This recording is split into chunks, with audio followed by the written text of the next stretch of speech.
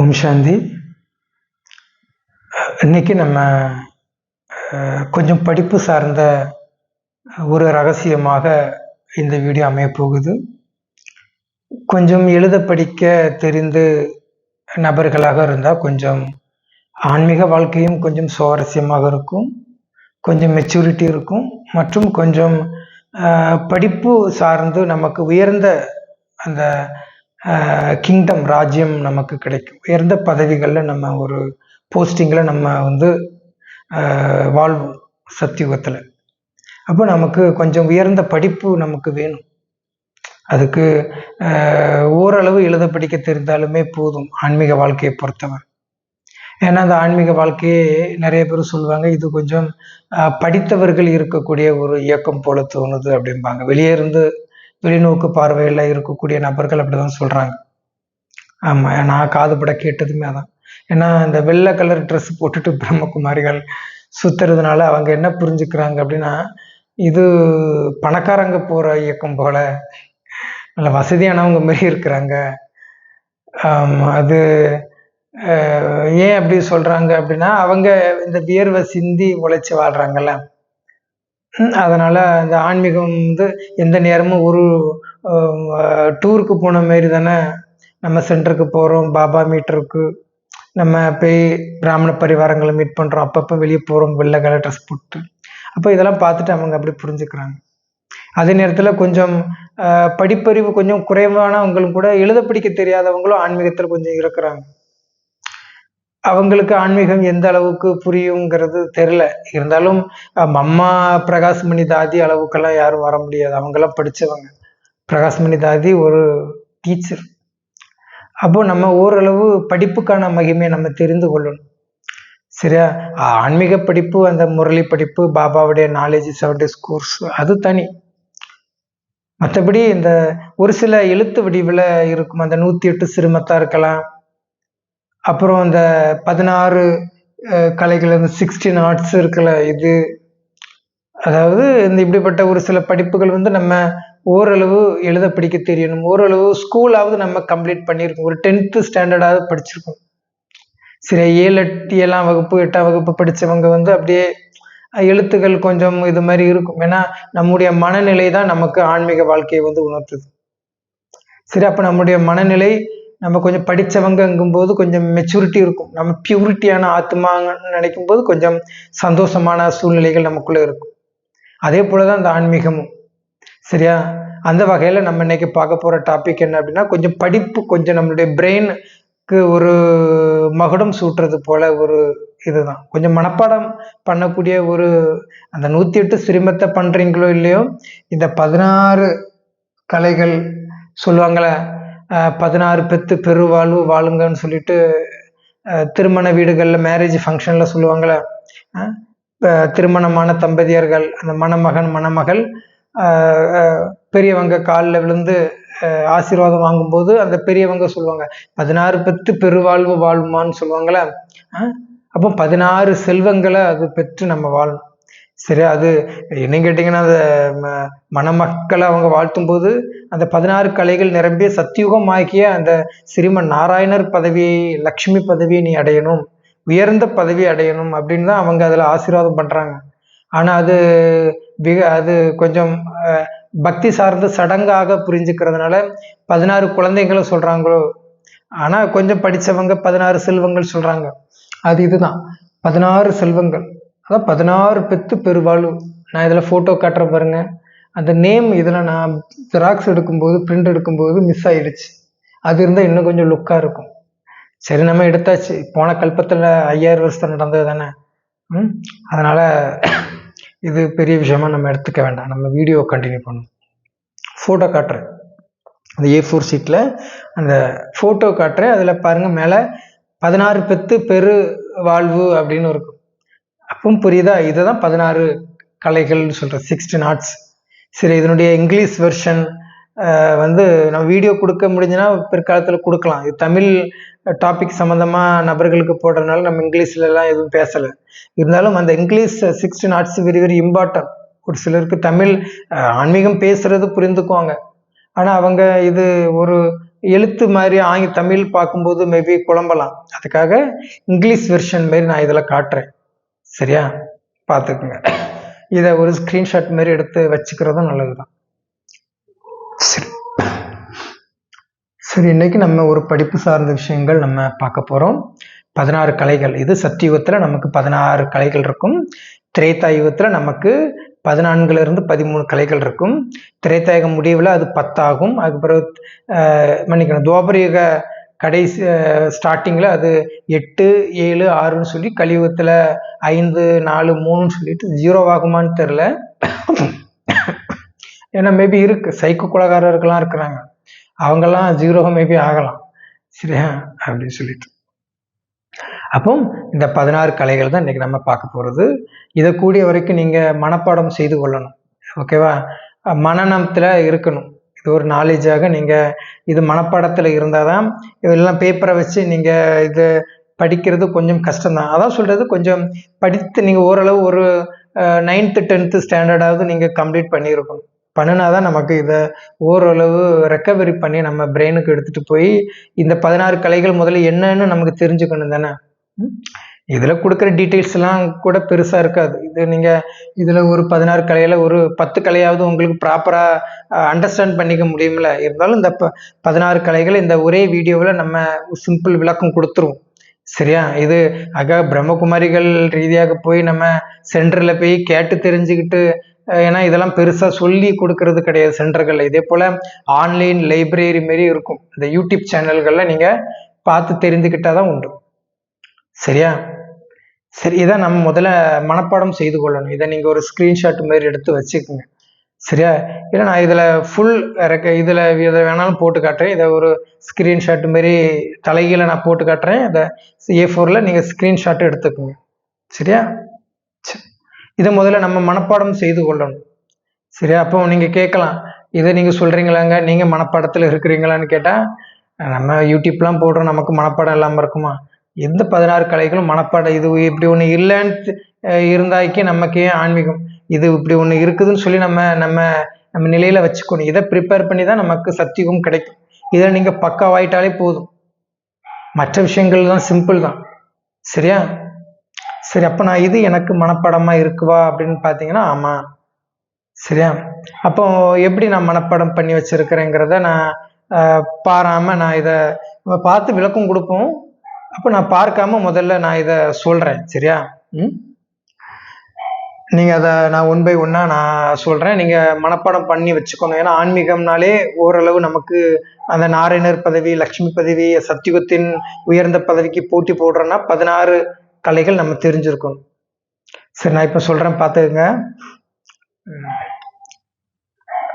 நட்பு பாராட்டும் கலை, மற்றவரோடு இனிமையாக உறவாடும் கலை, பரிவர்த்தனை மற்றும் சீர்திருத்தும் கலை, கற்கும் மற்றும் உருவாக்குதல் கலை, திருப்தியோடு மகிழ்ச்சியாக முன்னேறி செல்லும் கலை, ஆரோக்கியமாக இருந்து மற்றவர்களையும் ஆரோக்கியமாக்கும் கலை, தலைமைத்துவ கலை, நிர்வகிக்கும் மற்றும் அரசாளும் கலை, கற்றுக்கொள்ளும் மற்றும் கற்றுக் கொடுக்கும் கலை, வேலை மற்றும் ஓய்வு இரண்டையும் அனுபவம் செய்யும் கலை, இனிமையாக பிரசங்கம் வழங்கும் கலை, எளிமையானதிலிருந்து உயர்வுக்கு இட்டு செல்லும் கலை, சமூக சேவை மற்றும் ஆன்மீக சேவையோடு பாதுகாத்தல் கலை, மறைத்தல் மற்றும் வெளிப்படுத்துவதற்குமான கலை. இப்படி இந்த 16 கலைகளை நம்ம மனப்பாடம் பண்ணி வச்சிருக்கோம். இதில் எந்த ஒரு ஸ்லாங்கும் தட்டிடக்கூடாது. நம்ம முன்ன பின்ன இருக்கலாம், இதை ஒரு வித்தியாசமாக பிற்காலத்தில் வேணால் வித்தியாசமாக வேணால் சொல்லி கொடுப்போம். சிம்பிளாக நீங்கள் இதை மனப்பாடம் வச்சுக்கிறது நல்லது. சரியா, அப்படி. சரி, அப்போ நம்ம இதனுடைய டீட்டெயில்ஸ் பார்த்துக்கணும். சிம்பிளாக தான் இருக்கும், இதை நீங்களே பார்த்துக்கலாம். இருந்தாலும் ஒரு வீடியோ பதிவுக்காக நம்ம போடுறோம் அப்படின்னா மேபி உங்களுக்கு இதை நீங்கள் குழம்பிடக்கூடாது. ஏன்னா இதை சென்டர்லாம் கேட்டாக்கி சொல்லி தருவாங்க. ஆனால் இது ஒரு வீடியோ மாரி நம்ம கொடுத்துட்டோம் அப்படின்னா, அப்போ நீங்கள் அதை உங்கள் விருப்பப்படுற நேரத்தில் பிளேலிஸ்ட்லேயோ இந்த பிரதர் BKV பிரம்மகுமாரிஸ் இல்லை இந்த BK வி அப்படிங்கிற அந்த நேம், அதாவது பிகே வரதன்ங்கிற அந்த நேமை நீங்கள் சர்ச் பண்ணி பார்த்தீங்க அப்படின்னா உங்களுக்கு மேபி எப்போ வேணாலும் பார்த்துக்கலாம். போய் நம்ம அங்கே போய் அவங்ககிட்ட போய் சென்டரில் போய் கேட்டுட்டு இருக்கிற மாதிரி இருக்காது. அதுக்காக தான் அந்த வீடியோலாம் நம்ம கொடுக்குறோம். சரியா? சரி, நம்ம அப்போ இதுக்கான விளக்கங்கள் கொடுத்துருவோம். சரியா? அப்போ திருமண வீட்டில் அவங்க அந்த காலில் விழுந்து ஆசீர்வாதம் பண்ணும்போது அப்போ ஆசீர்வாதம் பண்ணக்கூடிய அந்த 16 கலைகள் இதுதான். சரியா? அப்போ நம்ம இது இந்த 16 கலைகள் தெரிஞ்சிருந்தா தான் சத்தியுகத்தில் நம்ம உயர்ந்த பதவிகள் அடைய முடியும். இதன்படி வாழ்க்கையை வாழ்ந்தும் வேற காட்டணும், வாழ்ந்து காட்டணும். சும்மா ஒரு ஒரு படிப்பு மாரி படிச்சுட்டு போறது கிடையாது. இதன்படி நீங்க வாழ்க்கையை வாழ்ந்து காட்டணும். சரியா? ஆமா, இதுல ஒவ்வொரு கலைக்கும் நீங்க 100க்கு 100 மதிப்பெண்கள் எடுக்கும்.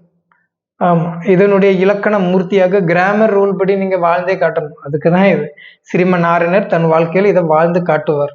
நீங்களும் இதை வாழ்ந்து காட்டணுங்கிறதுக்காக தான் நம்ம இதை போட்டு காட்டுறோம். சரியா? இது ஒரு வீடியோவாவே கொடுத்தாச்சு. சரியா? பாருங்க, நட்பு பாராட்டும் கலை. நட்பு பாராட்டும் கலைன்னா என்னம்மா? நம்ம எல்லாரிடத்திலும் என்னவா இருக்கணும்? அன்பா இருக்கணும். பேடு வேர்டு யூஸ் பண்ணக்கூடாது. மோசமான வார்த்தைகள் இருக்குல்ல, அசுர சொற்கள், அசுர கற்களை வீசக்கூடாது. ஞான சொற்கள், ஞான ரத்தனங்களை தான் பேசணும். ஒருத்தட்ட நீங்க பேசுறீங்க அப்படின்னா ஆர்குமெண்ட் வரலாம், ஆனா அதுல எதிரித்துவத்தை, பகைமையை உருவாக்காத அளவு பேசுறது தான் ஒரு மனிதனுடைய நுண்ணறிவு. அதுதான். சரியா? அப்போ நம்ம பேசுறோம், ஆர்குமெண்ட் பண்றோம், வாங்குறோம், யானைக்கும் அடி சறுக்கும் இல்லையா? அப்ப நம்ம பேசும் விதங்கள் எத்தகையதாக இருக்குன்னாக்கி மற்றவங்களை காயப்படுத்தும் விதமாக இருக்கக்கூடாது. நான் ஏற்கனவே நிறைய வீடியோவில் சொல்லியிருப்பேனா இருக்கும். நீங்க உருவாக்கும் ஒவ்வொரு எண்ணங்களும் பிரபஞ்சத்துல படியும். பிரபஞ்சத்துல அது ஒரு கோஆர்டினேட் ஆகும். இப்போ ஒரு 100 பணக்காரர்கள் வேர்ல்டு வைடு இருக்கிறாங்க யூனிவர்ஸ்ல, நம்ம உலகத்துல. எலன் மஸ்க் இருக்கிறாரு, டாடா பிர்லா இருக்கிறாரு, பில் கேட்ஸ் இருக்கிறாரு, சச்சின் டெண்டுல்கர் ஒரு காலத்துல இருந்தாரு. அதுக்கப்புறம் இன்னும் நிறைய டாப் 10லாம் நிறைய ரிச்சஸ்ட் பர்சன்லாம் இருக்கிறாங்க. அப்போ வேர்ல்டு வைடு 100 ரிச்சஸ்ட் பர்சனுடைய டீட்டெயில்ஸ் பாருங்க, பிரபஞ்சத்தில் கோஆர்டினேட் ஆகியிருக்கும். சரியா? அவங்களுடைய அப்போ பிரபஞ்சத்தில் இவ்வளவு கோடி பணம் இருக்கிறதுங்கிறது பிரபஞ்சத்துக்கு தெரியாது. ஆனா அவங்க கிட்ட இவ்வளவு பணம் இருக்குங்கிற அந்த அந்த எண்ணங்கள் இருக்குல்ல, அது பிரபஞ்சத்துல கோஆர்டினேட் ஆகி அந்த ஆர்டர் பிரகாரம் ஒரு ஸ்டேர் கேஸ் மாதிரி இருக்கும். ஃபர்ஸ்ட், செகண்ட், தேர்டுன்னு இருக்கும். அதே மாதிரி நீங்க ஒருத்தருக்கு எண்ணம், சொல், செயலால துன்பம் கொடுத்துட்டீங்க அப்படின்னா ஆப்போசிட் பர்சன் உங்களை பழிவாங்குறங்கிற எண்ணமோ இல்லைன்னா அவங்களுடைய துர் எண்ணங்களோ பிரபஞ்சத்துல படிந்து, இதே போல 10 பேர் உங்களுக்கு எதிரி இருக்கிறாங்கன்னா 10 பேருடைய எண்ணங்கள் தான் உங்க வாழ்க்கையாக மாறும். அப்போ நீங்க நினைக்கிற எண்ணங்கள் புஸ்வானமா மாறும். அப்போ 10 பேரும் நீங்க இறக்கணும்னு நினைச்சா அதுக்கான சூழ்நிலைகளும் இடம், பொருட்களையும் அதுக்கான சூழ்நிலைகளும் உருவாக்கி நீங்க இறந்துருவீங்க சீக்கிரம். விஷயம் புரியுதா? அப்போ நீங்க அதுக்காக நான் ஒரு மௌன விரதம், நான் ஒரு ஊமை, நீ என்ன வேணாலும் பேசிட்டு போன்னு சொல்லிட்டு நான் பேசாம கூட இருந்துட்டு போயிடலாம், நம்ம உயிரை காப்பாத்திக்கணுங்கிறக்காக. ஏன்னா மனித மனம் கல்லடிப்பட்டாலும் கண்ணடிப்படக்கூடாதுன்னு சொல்றாங்களே. கூடிய வரைக்கும் எல்லாரிடமும் நட்பு நிலையில இருங்க. யாரிடமும் நீங்க தான் பெருசு, நான் பேசுறதுதான் சரிங்கிற ஒரு மனநிலைக்கு போகாதீங்க. உங்களுடைய கருத்துக்களை சொல்ல வேண்டிய அவசியமே கிடையாது. அவங்க வாழ்க்கையை பார்த்துட்டு போட்டு. அப்போ எல்லாரிடமே நட்பா தான் இருக்கணும். எதிரிகளை நீங்க வளர்க்கவே கூடாது. சினிமா படங்கள்ல வர்றது போல எதிரிகள் இல்லைன்னா வாழலாம், ஆனா வளர முடியாதுன்னு சொல்றாங்களா, அப்படிலாம் கிடையாது. நீங்க எதிரிகளே இல்லாத வாழ்க்கை தான் வாழணும். அது பிரபஞ்சத்துல படி, அதான் ஸ்பிரிச்சுவல், ஆன்மீக வாழ்க்கைங்கிறது அதுதான். சரி, அப்போ நீங்க கூடிய வரைக்கும் எல்லாரிடமும் நட்போடு இருங்க. எல்லாரிடத்திலும் இருக்கணும். நான் எங்க வீட்டு பக்கத்துலாம் ஒருத்தங்க இருக்கிறாங்க, ஒரு 3 வீட்டுல உள்ள பெண்கள் சேர்ந்து ஒரு வீட்டுல கிடந்து கூடி கூடி கும்மி அடிச்சுட்டு இருப்பாங்க. அவங்கள யாருக்காவது ஒரு பிரச்சனை வந்தனா அந்த 3 பேரும் போய் பெரிய சண்டை போட்டுருவாங்க சம்மந்தப்பட்டவங்கிட்ட. இந்த ஊரு இந்த தெரு ஃபுல்லா சண்டை தான் எடுத்து வச்சிருக்காங்க அந்த 3 பேரும். 3 பேருக்குமே நான் அன்எஜுகேட்டடு, நான் எஜுகேட்டட். அவங்களுக்கு படிப்பே கிடையாது. 9ஆம் கிளாஸ் 8ஆம் கிளாஸ் தான் படிச்சிருக்காங்க. வயசு ஒரு 24 25 தான் இருக்கும். பெண்கள் தான் இந்த வேலை பண்ணிட்டு இருக்கிறாங்க. அந்த தெருவில் உள்ளவங்களும் ஒரு மாதிரி தான் பார்ப்பாங்க. இப்போம்லாம் பாருங்க, நான் இப்போ இந்த வீடியோ நான் ரெக்கார்ட் பண்ணும்போது 10:15 நைட்டு PM. அப்போ நான் ஒரு 9 மணிக்கு போல வீடியோ ரெக்கார்ட் பண்றேன்னாக்கி ஒரே சத்தமா தான் இருக்கும். கலப்பலான்னு நான் எப்பயான்னு சொல்லி ஒரே சத்தமா தான் இருக்கும். ஒரு 10 மணிக்கு நைட்டு தான் இப்பதான் கொஞ்சம் கூல் ஆகுது. ஒரு 9 மணிக்கு போல நான் வீடியோ போட்டுட்டு இருந்தோம்னா அவங்க போட்ட சத்தத்தை பார்த்து நாய் குறைச்சிக்கிட்டு இருக்கும். வீடியோ ரெக்கார்ட் பண்ண முடியாது. ஒரு ஒரு பீஸ்ஃபுல்லே ஒரு அமைதியே இல்லாத ஏரியாவா இருந்துகிட்டு இருக்கு. நம்ம சொல்ல முடியாது, சொன்னாக்கி இழுத்து வச்சு அறுத்துப்படுவோம்னு சொல்லுவாங்க. ரொம்ப ஒஸ்ட் கேரக்டர் லேடிஸ்லாம் இருக்கிறாங்க இந்த ஊர்ல. கண்ணால பார்த்துக்கிட்டு தான் இருக்கிறேன். அப்போ அவங்க ஒரு 3-4 பேர் ஃப்ரெண்ட்ஷிப்பா இருப்பாங்க. அதான் அவங்கள பொறுத்தவரை நட்பு பாராட்டும் கலை. அவங்கள பொறுத்தவரை அந்த 3 பேர் தான். நம்ம அப்படியே இருக்கணும். எல்லார் மேலேயும் சமபோகிதான் அன்பு இருக்கணுங்க. பாருங்க, தின்ன சோத்துக்காக நீங்க இந்த மகாபாரத கதையெல்லாம் எடுத்துக்கங்க. பாத்தீங்கன்னா அவரு கர்ணன் வந்து யாருடைய ரிலேட்டிவ் அப்படின்னா குந்தி தேவி மற்றும் கிருஷ்ணர். ஏன்னா கிருஷ்ணா வந்து அவருடைய சகோதரி தான் குந்தி தேவி. ஆனா துரியோதனங்கிட்ட தின்ன சோத்துக்காக அங்க இருப்பாரு யாரு? கர்ணன். சரியா? அப்ப தின்ன சோத்துக்குன்னா அவரு அநீதியின் பக்கம் நிற்கக்கூடியவர் துரியோதனன், கௌரவர்கள். இவரு நியாயம் நீதியின் பக்கம் நிற்கக்கூடியவர் அர்ஜுனரும் ஸ்ரீ கிருஷ்ணாவும். அப்போ அவரு பல தடவை நிறைய இன்ஃபார்ம் பண்ணி விடுவாரு. கர்ணனை வந்து சேர சொல்லு, அவன் தின்ன சோத்துக்காக அநீதியின் பக்கம் இருக்க வேண்டாம், அந்த அநீதி அழிய போகுது, இதை கிருஷ்ணர் நானே சொல்றேன்னு பல தடவை சொல்லி விடுவார். அது எதுவுமே கேட்க மாட்டாரு. நான் என் நண்பன் கூட தான் இருப்பேன்னு நினைப்பாரு. அதனால கடைசியில் என்ன ஆயிரும்? நண்பனும் அழிஞ்சிருவான். ஒரு ஒரு தேரோட்டியின் ரீதியாக குற்றம் சாட்டப்பட்டு தேரோட்டி விட்டுட்டு போயிடுவார். கீழே இறங்கி தேர தள்ளும் போது இறந்துருவார். ஆமா, நண்பன் பாருங்க நெஞ்சில குத்துவான், உறவுகள் பாருங்க பின்னாடி குத்தும். அப்ப அந்த அளவுக்கு உங்களுடைய வாழ்க்கை அமைஞ்சிடக்கூடாது. சரி, அப்போ நீங்க கூடிய வரைக்கும் எப்படி இருக்குன்னா கொஞ்சம் ஓரளவு எல்லார் மேலேயும் அன்பு நட்பு ஓட இருக்கணும்னு சொல்ல வரேன். வேற ஒன்றும் கிடையாது. சிம்பிளா நம்ம முடிச்சிருவோம். அப்போ எல்லார் மேலேயும் அன்பு இருக்கும். சரியா? ரெண்டாவது பாருங்க, மற்றவர்களோடு இனிமையாக உறவாடும் கலை. இனிமையாக தான் பேசணும். நீங்க பெரிய பெரிய பெரிய பிரம்மகுமாரிகள் சென்டர்லாம் பாருங்க, வெளியே எழுதி போட்டிருப்பாங்க, மெதுவாக பேசுங்கள், இனிமையாக பேசுங்கள்னு சொல்லிட்டு எழுதி போட்டிருக்கிறாங்க. நான் பார்த்துருக்குறேன். அப்போ பாருங்க, அப்போ மற்றவரோடு இனிமையாக தான் உறவாடணும், இனிமையாக தான் பேசணும், மெதுவாக தான் பேசணும். நான் கூட சில நேரங்களில் இப்போ நான் சிங்கிளாக உட்காந்து இண்டிவிஜுவலாக இந்த ரூமில் உட்காந்து நான் வீடியோ ரெக்கார்ட் பண்ணிட்டு இருக்கிறேன். அதனால நான் கொஞ்சம் ஸ்லோவாக பேசுகிறேன். இதுவே ஒரு 4-5 பேர் முன்னாடி நான் கிளாஸ் கொடுக்குறேன்னா நான் என்ன டீச்சராக உணர்ந்துருவேன். அந்த டைமில் நமக்குள்ளே இருக்கக்கூடிய அந்த சிங்கம் வெளிப்பட்டுரும். அப்போ காலு பூலு நானே கத்தி நான் என்ன பேச வந்தேங்கிறத பேசிடுவேன். கேட்குறவங்களுக்கு இவர் ஏன் இப்படி பேசுகிறாரு, எமோஷனல் ஆகுறாரு அப்படின்னு அவங்க புரிஞ்சுக்கிறாங்க. அப்போ நம்ம எல்லாரிடமும் அமைதியாக மெதுவாக தான் பேசுகிறோம். அவங்க முன்னாடி இம்பார்ட்டண்டான ஆளாக இருந்தான்னு, புது ஸ்டூடெண்டாக இருந்தான்னு நம்ம அவங்கள மாற்றி எடுக்கணுங்கிற நோக்கத்தில் தான் நம்ம பேசுவோம். ஆனால் பார்க்குறவங்க வேற மாதிரி முகம் சுளிக்கிற மாதிரி ஆயிரும். அப்போ நீங்கள் பேசுகிறத அவங்க கேட்குறாங்க, கேட்காம போகிறாங்க. நீங்கள் பேச வேண்டியதே அமைதியாக, ஸ்லோவாக, நிதானமாக, இனிமையாக தான் பேசணும். சரி, எனக்கு நான் ஏற்கனவே சொல்லியிருப்பேன்னு நினைக்கிறேன். ஒரு கிறிஸ்தவ நண்பர் கூட நான் கொஞ்சம் தெரிஞ்சவர், ஏதோ ஒரு வேலை நிமித்தமாக போகும்போது அவரை நான் மீட் பண்ணியிருக்கிறேன். அவர் ஒரு கிறிஸ்தவ பாஸ்டர்.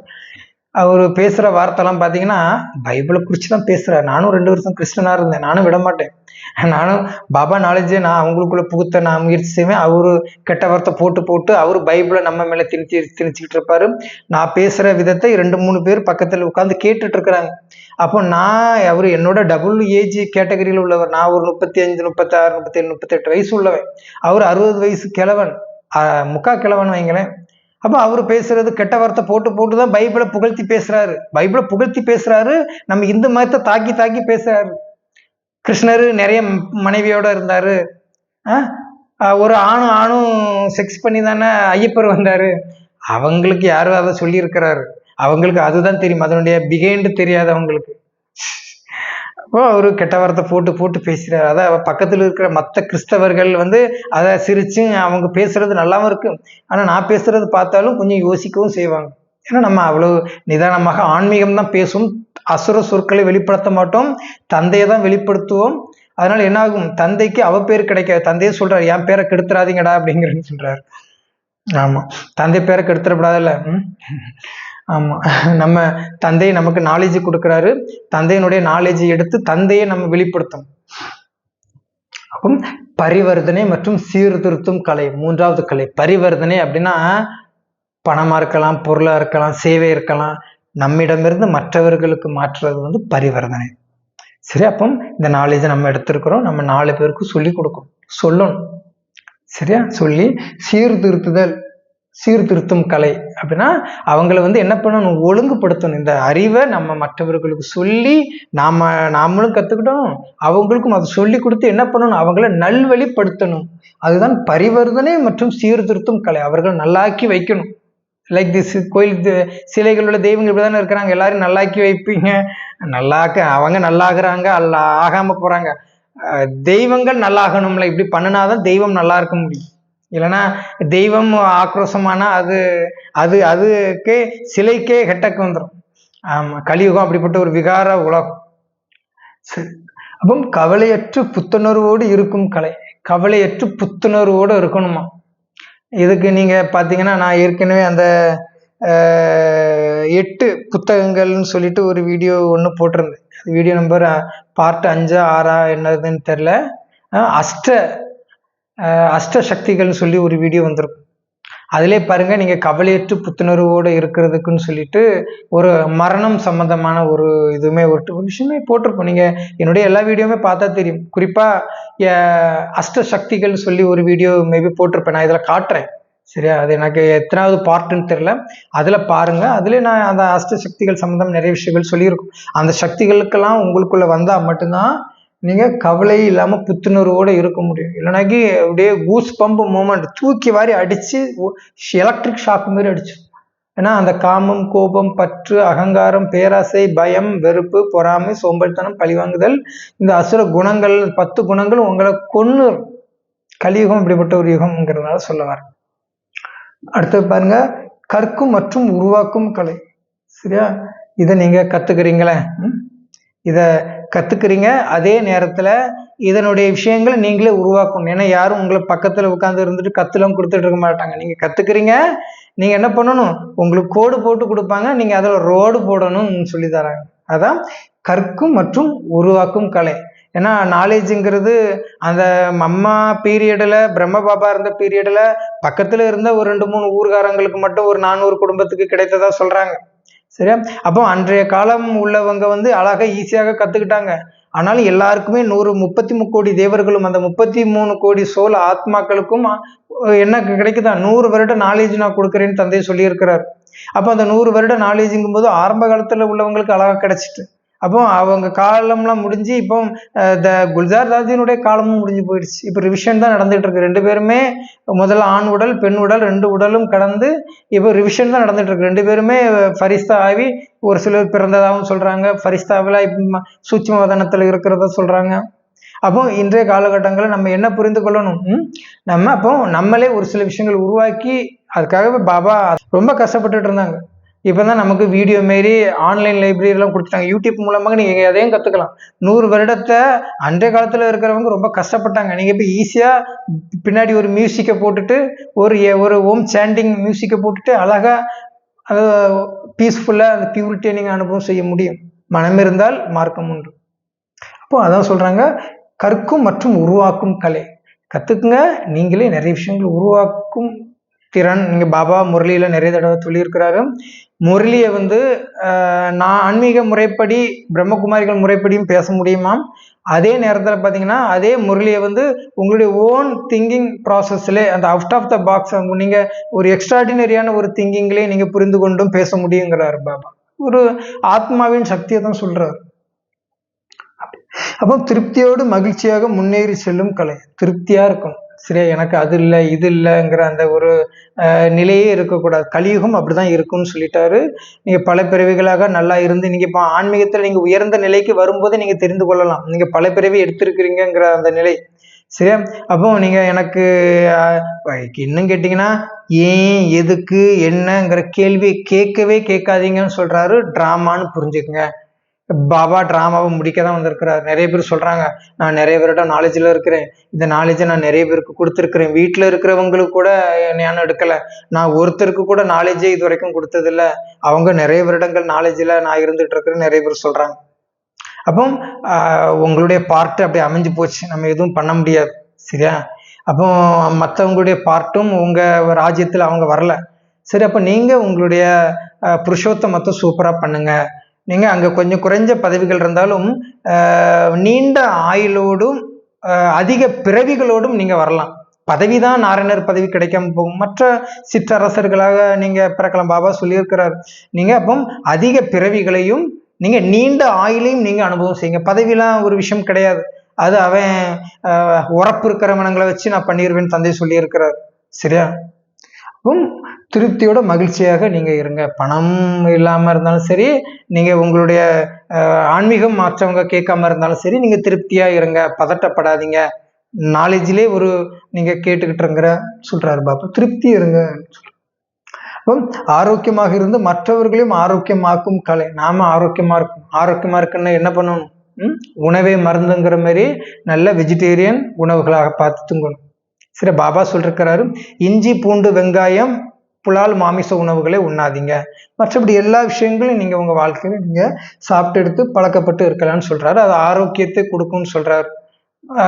பெண்கள் ஓகே, ஆண்களா இருந்தா மதுபானங்கள்லாம் இருந்தாங்க, அதெல்லாம் நீங்க பிரம்மகுமாரிகளாக இருந்தா அதை நீங்க பண்ண வேண்டிய அவசியங்கள் கிடையாது. குறிப்பா காமம், கோபம், பற்று, அகங்காரம், பேராசை ஆகிய 5 விகாரங்களை நீங்க விட்டுட்டீங்க அப்படின்னாலே உங்களுடைய சரீரத்துல என்ன வந்துடும் அப்படின்னா ஆரோக்கியங்கள் வந்துடும். ஆன்மீகத்திலே சொல்லுவாங்க, இந்த மாமிசங்கள், இஞ்சி பூண்டு வெங்காயம் சாப்பிடாம நீங்க இருந்தீங்க அப்படின்னா 6 மாசத்துல உங்களுடைய சரீரம், உடல் என்ன ஆயிரும்னா கிளீன் ஆயிரும்.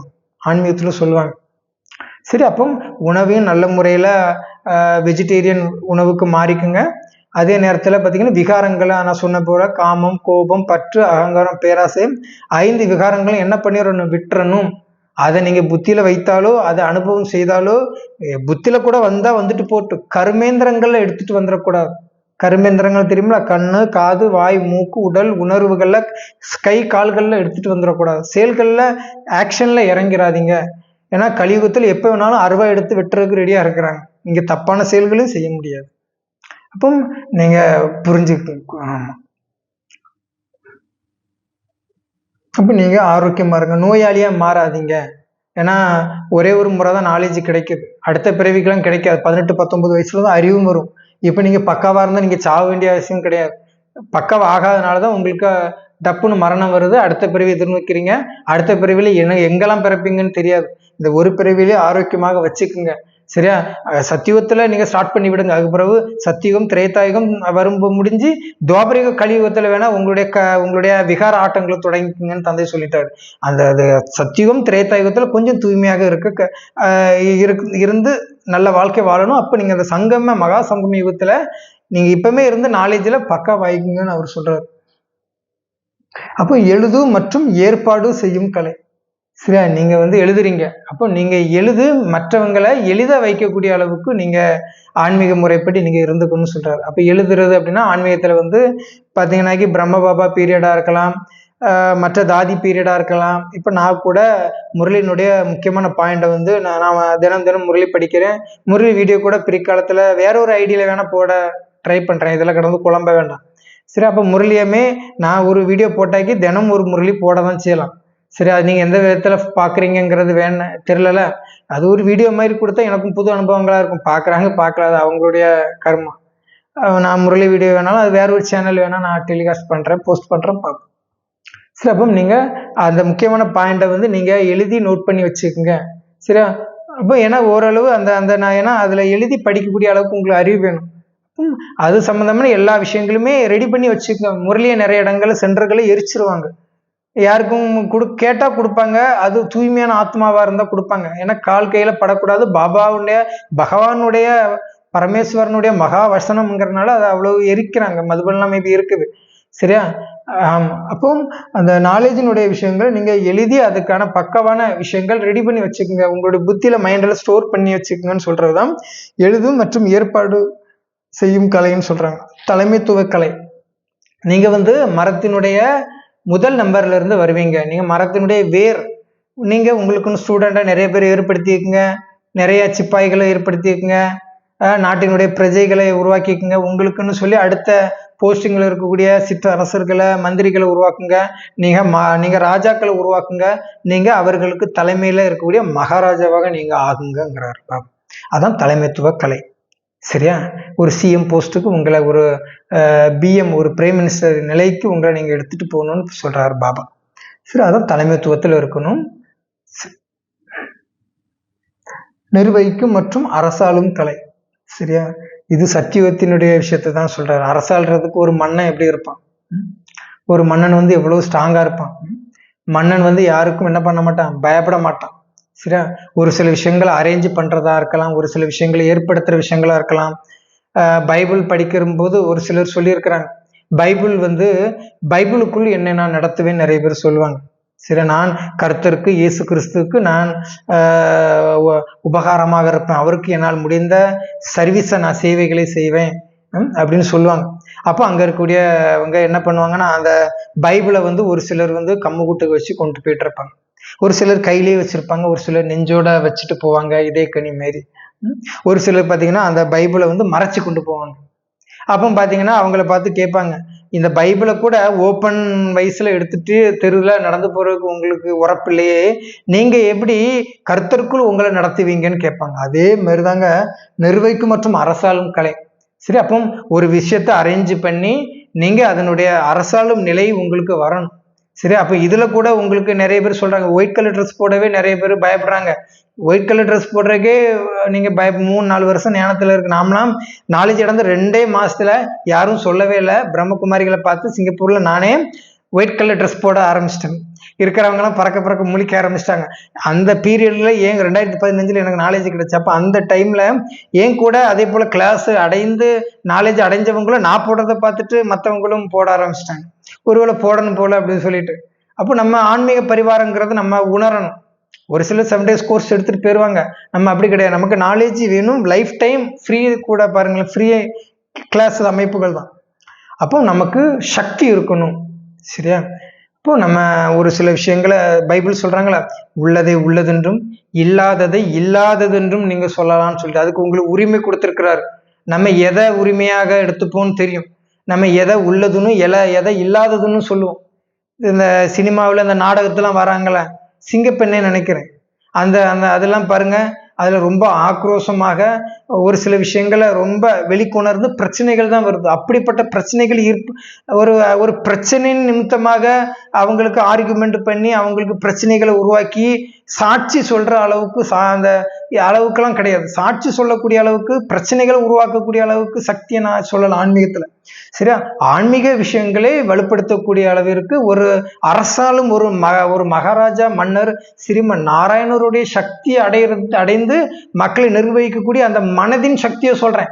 கையை நீட்டிக்கிட்டு இந்த சிங்கப்பெண்ணை சீரியல் நினைக்கிற ஆனந்திலாம் பாருங்க, நான் செவரக்கோட்டை ஆனந்திங்கிறாங்க, இத்தனைக்கும் பொட்டக்கொழி தான் பாருங்களேன். அப்போ ஒரு ஆணுக்கு சமமா அவங்க தன் அனுபவம் செய்ய 10 பேர் இருப்பாங்க, உங்களை சமாளிக்க இந்த ஆனந்தியே போகுதுன்னு சொல்றாங்க, அன்பு வந்து காப்பாற்றுவாரு. அப்படி தன்னுடைய நிலையை மறந்து அந்த உடலின் சரீரத்தின் அமைப்பை சொல்லல, ஆத்மாவின் சக்தி நாராயணர் ஆகக்கூடிய அந்த அரசாலும் சக்தியை சொல்றாரு. எல்லாமே அரேஞ்ச்மெண்ட் பண்ணக்கூடிய அளவுக்கு உங்களுக்கு சக்தி இருக்கணும். அப்பந்தான் நீங்க மகாராஜா போஸ்ட்ல போய் உட்கார்ந்து இருக்க முடியும். சிம்மாசனம், சிங்கம் அமர்ந்திருக்கும். சிங்கம் பாருங்க, முதல்ல இருக்கிற அந்த தண்ணிக்குள்ள போய் அசால்ட்டா தண்ணி குடிக்கும், முதல்ல கடிக்காது, பயப்படும், ஏன்னா இது சிங்கம். புரிஞ்சுதா? அதனால அப்ப நீங்க ஒரு சிங்கம் போன்று சிம்மாசனத்தில் அமர்ந்திருக்குன்னா நீங்க ரொம்ப சக்தியை நிர்வகிக்கும் சக்தி, அரசாலும் சக்தி இருக்கணும், மனதின் சக்தி தான். அப்போ கற்றுக்கொள்ளும் மற்றும் கற்றுக் கொடுக்கும் கலை. நீங்களும் ஆன்மீகத்தை கற்றுக்கணும், மற்றவர்களுக்கு கற்றுக் கொடுக்கணும். நீங்க கத்துக்கிட்டீங்க, நாமளும் ஆன்மீகத்தெல்லாம் அப்படிதான் நினைச்சுக்கிட்டேன் முதல்ல. ஏன்னா அந்த நாலேஜ் 2-3 பேர்ட்ட வெளிநாட்டுல வச்சு நான் சொல்லி பார்த்தேன், யாரும் எடுத்துக்கல. அப்போ நானே நம்மளே கத்துக்கிட்டு நல்லா இருந்துருவோம்னு நினைச்சேன். சரி, ஏன்னா நம்ம யாருக்குமே சொல்லிடுறோம், ஏன்னா இது புரியாத ஞானமும் கூட மற்றவங்களுக்கு சொல்லி கொடுத்து நம்ம ஏன் டைம் வேஸ்ட் பண்ணணும் நம்ம நினைச்சிருந்தோம். அப்புறம் முரளியில பாபா சொல்லும்போது, உங்களுக்கு ராஜ்யம் வேணும், நீங்க மகாராஜா ஆகணும், நாராயணர் ஆகணும்னா 4 பேருக்கு இந்த நாலேஜை சொல்லி உங்களுக்கான பிரஜைகளை ராஜ்யத்தை உருவாக்குங்கன்னு சொல்லிட்டார். அப்போ நாம மட்டும் நல்லா இருந்தாக்கி நமக்கு ராஜ்யம் கிடைக்குமா? எடுத்த அந்த புருஷோத்தமத்தின் ரீதியாக, பயிற்சியின் ரீதியாக நமக்கு 84 பிறவி கூட மேபி கொடுத்துருவாரு. ஆனா நம்ம அங்க என்ன போஸ்டிங்ல இருக்கிறோங்கிறது விஷயம் இருக்குல்ல, அதுதான் அவர் சொல்றாரு, நாமளும் கத்துக்கணும், மற்றவர்களுக்கும் கொடுக்கணும் நம்ம. சரி, அப்போ வேலை மற்றும் ஓய்வு ஆகிய 2ஐயும் அனுபவம் செய்யும் கலை. சரியா? இப்ப நம்ம வேலைலாம் செய்யறோம், உடம்பு கொடுத்து வேர்வை சிந்தி உழைச்சி நிறைய பேர் ஒரு சில இடங்கள்ல நான் பஸ்ஸில் முன்னாடி, இப்போ பஸ்லாம் போகிறதில்ல, அப்போ பார்த்தீங்கன்னா முன்னாடி நான் போகும்போது போர்டில் எழுதி வச்சிருப்பாங்க, கடவுள் நமக்கு 2 கரங்களை கொடுத்திருப்பது அவரை வழிபடுவதற்கும் உழைத்து வாழ்வதற்கும்னு சொல்லியிருப்பாங்க. சரியா? இறைவனுக்கு கை, அவரு ஒளியானவர், அவருக்கு இதுல உடன்பாடு கிடையாது. நம்ம வழிபட வேண்டிய கடவுளை நம்ம வீட்டில் உள்ள அப்பாவை கையெடுத்து வழிபட்டுட்டா இருப்போம். கடவுளும் நம்ம அப்படிதான் நம்ம பார்க்கணும். அப்போ உழைத்து வாழணுமான்னு கேட்டீங்கன்னாக்கி, அது ஆதாமியவாள் காலத்திலேயே தன்னை உடம்பு நினைச்சதுனாலதான் அவங்க வேற சிந்திய ஆதாமியவாள் உழைச்சாரு. கர்ப்ப வேதனை அனுபவிச்சு ஏவாள் பிள்ளை பெற்றுக்கிட்ட கதைலாம் உண்டு. சரி, அப்போ நீங்க சத்தியம் அந்த நிலையில இப்பவும் பாருங்க, நீங்க கிட்டத்தட்ட ஒரு 7-8 மணி நேரமாவது உழைக்கணும். ஆன்மீகத்துல சொல்லுவாங்க, நீங்க எந்த வேலையுமே செய்யாம வீட்டுல இருந்து 5 மணி நேரம் நீங்க தூங்கணும். சரி, அப்போ நீங்க கொஞ்சம் உழைத்து கொஞ்சம் ரெஸ்ட் எடுத்து உங்க வாழ்க்கையை நல்ல முறையில் அமைத்துக் கொள்ளுங்கன்னு சொல்றாங்க. சரி, அதுக்காக இப்பமெல்லாம் எனக்கு தெரிஞ்ச ஒரு சில நண்பர்கள்லாம் இருக்கிறாங்க, காலையில இருந்து சாயந்தரம் வரைக்கும் ஏதோ பில்டிங்ல கொத்தனார் வேலைக்கெல்லாம் போறாங்க. அவங்க போறாங்க, போயிட்டு சாயந்தரம் வராங்க. காலையில 9 மணிக்கு வேலை ஸ்டார்ட் பண்ணது, 5-5:30 போல வேலையை முடிக்கிறாங்க. அப்புறம் மறுபடியும் 7-7:30 போல நைட்டு ஷிஃப்ட்டுக்கு எங்க போறாங்க, இந்த ஆர்பர்ல மீன்லாம் அள்ளுவாங்க, கன்னியாகுமரியில கப்பல்ல மீன் அள்ளுறதுக்கு போறாங்க. இங்க இருந்து 8 வேலை முடிஞ்சு வந்து ஹோட்டல்ல சாப்பிட்டுட்டு உடனே நைட் ஷிஃப்ட் மாரி போய் 8-8:30 போல 9 மணிக்கு கப்பல் வருமா, அங்க மீன் கூடையில அள்ளுவாங்களாம். விடிய காலம் 4 மணிக்கு வருவாங்களாம். வீட்டுக்கு 5 மணிக்கு வந்து 2 மணி நேரம் தூங்கிட்டு 7 மணிக்கு முழிச்சு 8 மணிக்கு மறுபடியும் வேலைக்கு போறாங்க. கண்ணுலாம் செவந்து போய் இருக்கு. இப்படியா மனுஷன் வேலை பார்ப்பான்? சரி, நமக்கு பாபா கர்மா துன்பம் இல்லாம பண அமைப்பை வச்சுட்டாரு. ஆனா துன்பம் அனுபவிக்கும் ஆத்மாக்கள் இருக்கு.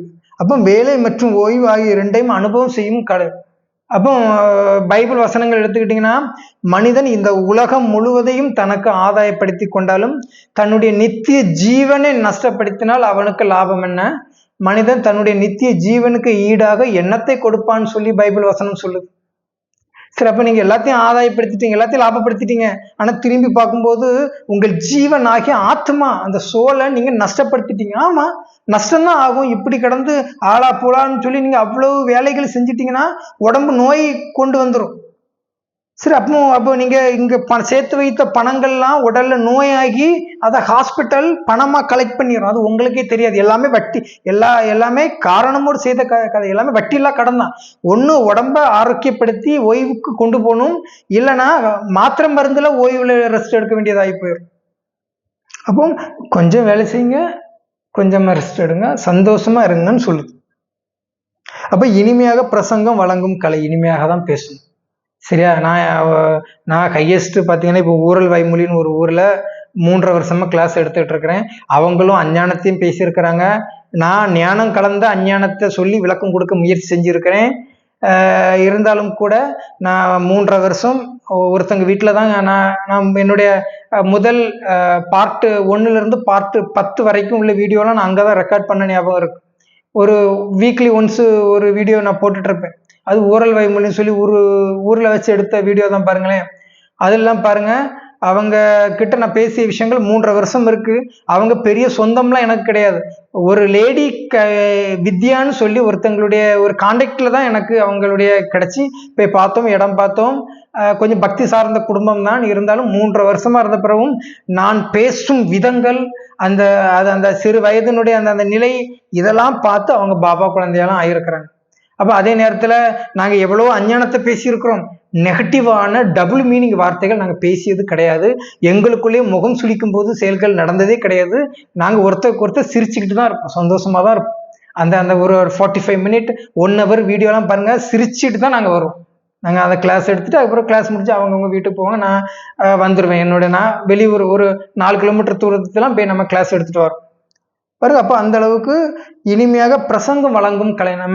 அதுக்காக நம்ம பெரிய சாமியாருங்கிற மாரி மைண்டெல்லாம் நான் இப்பவுமே என்ன சாமியாரா உணர்ந்தது கிடையாது. நிறைய பேர் என்கிட்ட சொல்லுவாங்க, வரதா, இந்த ஆன்மீகம் பெரிய ஒரு போர்க்களம் மாரி இருக்கும்னு நினைக்கிறியே, இதை நீ ஃபேஸ் பண்ண முடியுமான்லாம் கேட்டிருக்கிறாங்க. சாமி ஆகுறதுக்கு நான் சொல்றியா நீ அப்படி சொல்லிட்டு. இப்பவும் நான் சொல்றேன், நான் சாமியாகலாம் எனக்கு ஆசை இல்லை, மனிதனாகணும்னு நான் ஆசைப்படுறேங்க. ஆமா, ஏன்னா இறைவன் சொல்றது மனித தெய்வங்களை தான் அவர் உருவாக்குறாரு. சாமி சாஸ்தாங்கிறதெல்லாம் பக்தியில நம்ம இனிமையான மனிதர்களாக இனிமையான முத்தாள் ஆகிறதுக்கு நம்ம தந்தையிட்ட வந்திருக்கோம். அப்போ எளிமையானதிலிருந்து உயர்வுக்கு இட்டு செல்லும் கலை. சரியா? அப்போ இந்த ஆன்மீகம் பாருங்க, சிறிய நிலையிலிருந்து நம்மளை உயர்வான நிலைக்கு தான் நம்மளை எடுத்துட்டு போகுது. மற்றவர்களையும் நம்ம அந்த நிலைக்கு எடுத்துட்டு போவோம். காக்கை மாதிரி தான். பறவை பாருங்க, தன்னுடைய விங்ஸ் வி ஷேப், அந்த விங்ஸ்ல 1 போகும், அதுக்கப்புறம் 2 3 சொல்லிட்டு ஒரு வி ஷேப்ல போகும். வீணா வெற்றி, வெற்றி. சரியா? அப்போ கடிகார முள் பாருங்க 10 இருக்கும், வெற்றியின் நிலை இருக்கும். சங்கம் யுகத்தையும் காட்டும் 10 டைம். இருந்தாலும் கூட நம்ம சாதாரண நிலையிலிருந்து நாமளும் உயர்வான நிலைக்கு போகணும். மற்றவர்களும் அவங்களை எழுத படிக்க தெரியாமலும் இருந்தாலும் கூட அவங்கள நாலேஜை பேசக்கூடிய அளவுக்கு ஓரளவு அவங்களுக்கு அந்த சத்தியுகம் அல்லாட்டாலும் திரேதாயுக பதவியை அடைகிறதுக்கு நம்ம உதவி செய்யணும். அப்போ எல்லாருக்கும் நம்ம அதுக்காக பண உதவிலாம் செய்யக்கூடாதுன்னா, பணம் இருந்தால் நீங்க உதவி செய்யுங்க. தானம் பண்றதுக்கு இது இருந்தால் நீங்க பண்ணுங்க, நோ ப்ராப்ளம். அப்போ அந்த ஒரு பிறவியோட முடியும். இருந்தாலும் இந்த நாலேஜ் ஞானத்தை கொடுத்து அவங்களை உயர்வான நிலைக்கு எடுத்துட்டு போகணும்னு சொல்ல வரோம். அப்போ சமூக சேவை மற்றும் ஆன்மீக சேவைகளோடு பாதுகாத்தல் கலை. சரி, அப்போ சமூக சேவைன்னு சொல்றாரு. இப்போ நான் ஸ்கூல் படிக்கிற காலத்துல 7ஆம் வகுப்பு 8ஆம் வகுப்புலாம் பாருங்க. அப்போ அன்றைய காலகட்டங்களில் அவங்க என்ன பண்ணுவாங்கன்னாக்கி, இந்த வாரத்துக்கு ஒரு முறை எங்களை சர்வீஸ் மாதிரி பண்றதுக்கு உடைய விட்டுறது. இப்போ நம்ம வரணும், ஏதோ ஒரு படத்துல கமல்ஹாசன் அவங்க ஊரு தெருவெல்லாம் சும்மாவே ஃப்ரீயா கிளீன் பண்ணி கொடுப்பாரு. அப்படி பிரம்மகுமாரிகளும் பாருங்க, அதுக்குன்னு அந்த விங்ஸ் ஆஃப் பிரம்மகுமாரி டீட்டெயில்ஸ் பாருங்க. சோசியல் ஒர்க்குக்குன்னே ஒரு விங்ஸ் இருக்குங்க. சரியா? அந்த விங்ஸ் வேணா முடிஞ்சா நான் ஷோ பண்றேன். சரியா? அப்போ பாருங்க, அப்போ நிறைய சர்வீஸுகளை செய்து இந்த ஆன்மீகத்தையும் வலுப்படுத்த சொல்றாங்க. ஏன்னா சத்தியுகமே ஒரு புதுமை நிறைந்த ஒரு பொன்னுலக பாரதமாக ஆகுது. கன்ஸ்ட்ரக்ஷன் ஒர்க்கெல்லாம் நடக்கும். அப்போ அங்கேயுமே இந்த சமுதாயத்தை சோசியலை, நம்முடைய மக்களுடைய அந்த பாரத தேசத்தினுடைய சனாதன மக்களை உயர்வான அந்த ஒரு கோட்பாடுல கொண்டு போறது தான் இந்த ஆன்மீக இயக்கம். அப்போ அந்த நிலையில நீங்க இருங்க. அப்போ எல்லா ஒர்க்கையுமே நீங்களே இறங்கி பண்ணுங்க. நான் தலைமையில இருக்கிற, நான் ஒரு டீச்சர் அப்படி இப்படின்னு சொல்லிட்டு நீங்க தலைமையில இருந்துட்டு விட்டுறக்கூடாது. நீங்களே இறங்கி அந்த வேலைகளை செய்யணும். அதுதான் ஒரு தலைவனுக்கும் அது உயர்ந்த கதி. அப்போ நீங்க சமூக சேவைகள் நம்ம செய்யணும். ஆன்மீக சேவைகளோடு பாதுகாத்தல் கலை. அப்போ நீங்க அதை ஆன்மீக சேவையாக சொல்லி நீங்க அதை செய்யணும்னு சொல்ல வராங்க. அப்போ மறைப்பது மற்றும் வெளிப்படுத்துவதற்குமான கலை, இது பெரிய கலைங்க. சரியா? அப்போ மறைப்பதுன்னா பொய் சொல்றது, லை பண்றது. பொய் சொல்லுங்க அப்படின்னு சொல்றாங்க. அப்போ ஸ்ரீம நாராயணர் பொய் சொல்லுவாரா அப்படின்னா காரணமான பொய். சரி, இது ஒரு கதை சொல்லிட்டு நம்ம முடிச்சிடும். ஒரு அம்மா, ஒரு பெண் ஸ்கூலோ காலேஜோ எங்கேயோ ஒரு ஹாஸ்டலில் தங்கி படிச்சுட்டு இருக்கிறாங்க. அவங்களுக்கு ஒரு ஃபோன் கால் வருது, நீ சீக்கிரம் கிளம்பி வா அப்படின்னு சொல்லிட்டு. சீக்கிரம்னா நீ இப்போ சுட்டி ஆகுதுல, இப்போ லீவ் வருதுல 2-3 டேஸுக்கு, அப்போ நீ வா, நார்மல் வாயா, இன்னைக்கு சாயந்தரம் கிளம்பி வாயா அப்படின்னு வீட்டில் இருந்து கால் போகுது அந்த பெண்ணுக்கு.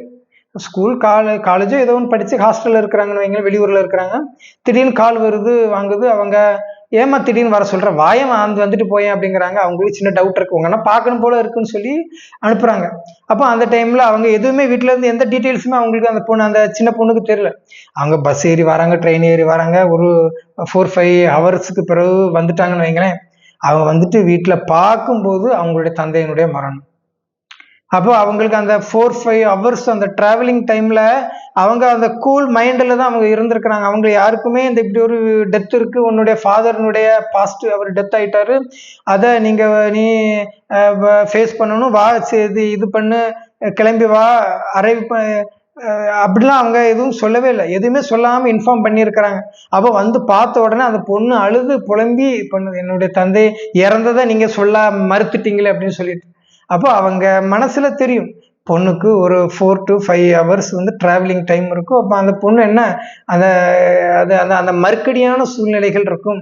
அதை அவாய்ட் பண்றதுக்காக ஒரு 4-5 மணி நேரத்துக்கு ஒரு பொய்யை சொன்னாங்க.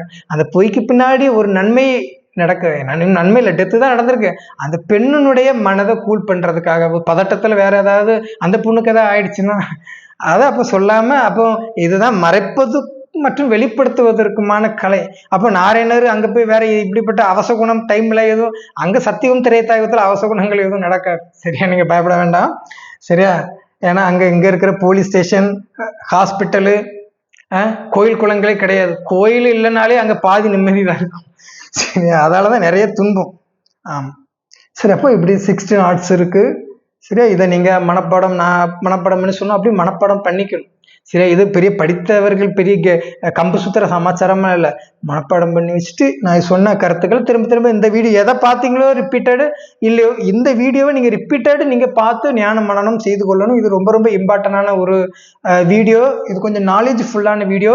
இதில் ஒன்றில் நீங்கள் மிஸ் ஆகிட்டாலும் சத்தியுகத்துல ஒரு சில பிறவிகள் இதை கற்ற கலையே தக்க சமயத்துல கை கொடுக்காது, கல்லாத கலை எப்படிமா கை கொடுக்கும் இல்லையா? அப்ப அந்த 16 கலைகள் நிரம்பிய சம்பூர்ண சதோ பிரதான நிலையில நீங்க இருக்கணும் அப்படின்னா கண்டிப்பா நீங்க இதை மனப்பாடம் பண்ணி வச்சுக்கோங்க. ரிப்பீட்டட் நான் கூட மேபி ஒரு சில விஷயங்களை விட்டுருக்கலாம், மிஸ் ஆகிருக்கலாம். எனக்கு ஏதோ ஒரு காலத்துல ஒரு மலேசியன் பிரதர் சொல்லி கொடுத்தது தான். இருந்தாலும் கூட நம்ம அது வீடியோன்னு வரும்போது நானே கொஞ்சம் ஃபர்கட்டட் சூழ்நிலையில தான் இதை நான் எக்ஸ்பிளைன் பண்ணியிருக்கேன். மேபி 100 அவுட் ஆஃப் 99 மேபி அது இருக்கும். சரியா? அப்போ நீங்க அப்போ புரிஞ்சுக்க, அப்போ பார்த்துக்குங்க. சரியா? அடுத்தது இன்னொரு வீடியோவில் நம்ம மறுபடியும் உங்களை சந்திப்போம். என்ன மாதிரி டாபிக் போடுறேன்னு தெரில. ஏன்னா இந்த பிளேலிஸ்ட்டு இது பார்ட் நம்பர் 30 வீடியோ நம்ம கொடுத்துருக்குறோம். இதுக்கு பிறகு நான் நிறைய விஷயங்கள் நான் பேசணும்னு நினச்சது அது ஸ்டாப் பண்ணி தான் இதை கொடுத்துட்டு வந்திருக்கிறோம். இனி கர்மா விகர்மா பற்றிய ரகசியங்கள்லாம் நான் ஒரு பேப்பர்லாம் வச்சு விளக்கம் கொடுக்குற மாதிரி இருக்கும். சரியா? மேபி அதை நான் விளக்கம் கொடுக்க ட்ரை பண்ணுறேன். சரி, அடுத்த வீடியோ என்னங்கிறது எனக்கு ஒரு கன்ஃபியூஸ்ட் இருக்குது. இருந்தாலும் நான் அடுத்த வீடியோவில் பார்ட் நம்பர் 31 இல்லைனா வேற ஒரு பிளேலிஸ்ட்டில் போய் ரெடி பண்ணி ஃபஸ்ட்டு பார்ட் 1ங்கிற மைண்டில் நான் எடுத்துகிட்டு போய் சொல்கிறேன், பார்ப்போம். சரியா? இன்னைக்கு இந்த 16 நாட்ஸினுடைய வீடியோ முடியுது. சரியா? நெக்ஸ்ட் வீடியோவில் பார்ப்போம். ஓம் சாந்தி.